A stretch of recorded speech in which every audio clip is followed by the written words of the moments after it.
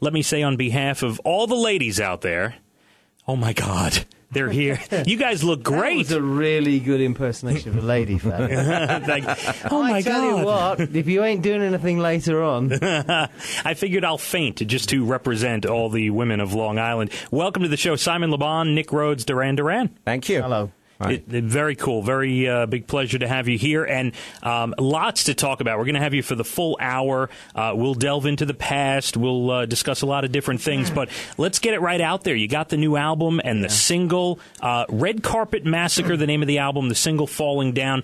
Give us a little overview of what you guys been doing in the studio. Well, we've spent the last 2 years working on music. We made one album it was from the autumn of 2005 up until the summer of 2006, which we ended up scrapping because we got the chance to work with Timbaland and Justin Timberlake, and we kind of moved off in a different direction. And we had this very, very productive, very, very spontaneous, inspired session. Well, 3 or 4 sessions, actually, none of them lasting more than 2 weeks, and we came up with this record. It's got a sense of urgency about it. It's very exciting, and we call it Red Carpet Massacre. I think a lot of us were pleasantly surprised, the little shock when you see produced by Justin Timberlake, co-written Timbaland. I mean, that's the who's who of what's big in pop music these days. Nick, what led to working and collaborating with these guys? Well, it was the Mutual Admiration Society, really. We were big fans of a lot of the stuff Timbaland had worked on, particularly some of the Missy Elliott tracks. And then Justin's first solo album we thought was a great pop record. We met Justin at the MTV Awards and also actually met Timbaland there a few years back.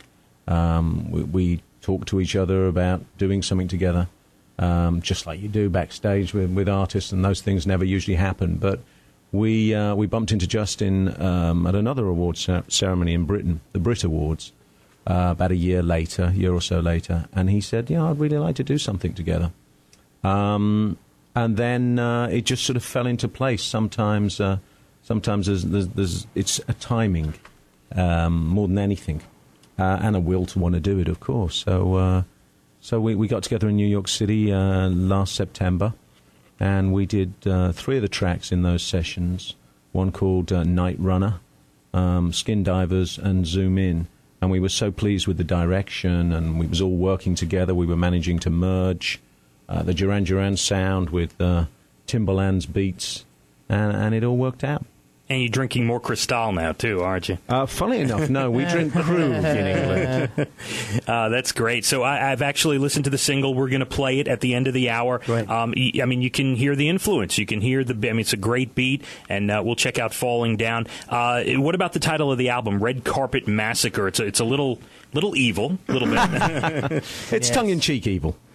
Yes, but we like a little evil, don't we? Exactly. And what would life be like without a little evil? Well, I mean, you guys, everybody knows if you're a Duran Duran fan, you're named after an evil character from the movie Barbarella with Jane Fonda. So, I mean, you guys have always been about the theme that. of evil. Right? Yes, indeed.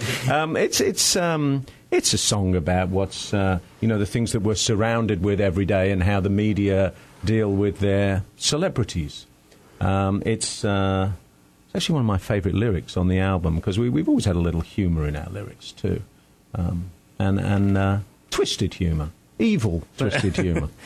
I see cocktail dresses, I see cleavage, I see girls pulling each other's hair out. So what's new?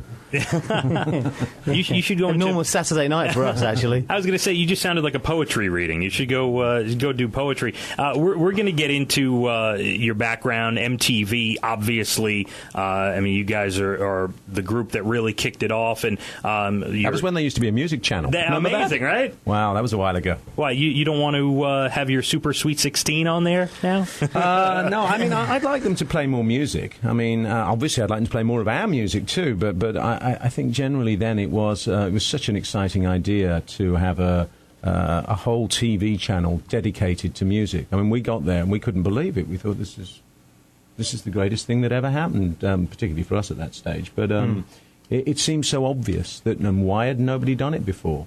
And they were so open-minded and really maverick at the beginning. I mean, they'd try anything out. We used to turn up at the studios in New York, this one little studio they had, with the brick wall and the neon MTV sign and a couple of mugs with MTV stuck on the table in front of you. And we knew everyone there on sort of first-name terms. And we get there and say, what should we do today? Oh, I don't know. Should we invite some friends over? So have a chat? Or, so Nick would get on the phone to Andy Warhol and he'd pop in, he'd come in have a and coffee. he sat down there. Do you remember we did one with him and he just Nick and I were VJing the whole thing and Andy just literally sat in between us and didn't say a word. Just taking pictures. Just looked around and was taking pictures of us. It was amazing. Do you have that in your video collection at home? I think it's been used in a couple of documentaries. I've seen it since. But, I mean, it was so much fun, MTV then, amazing.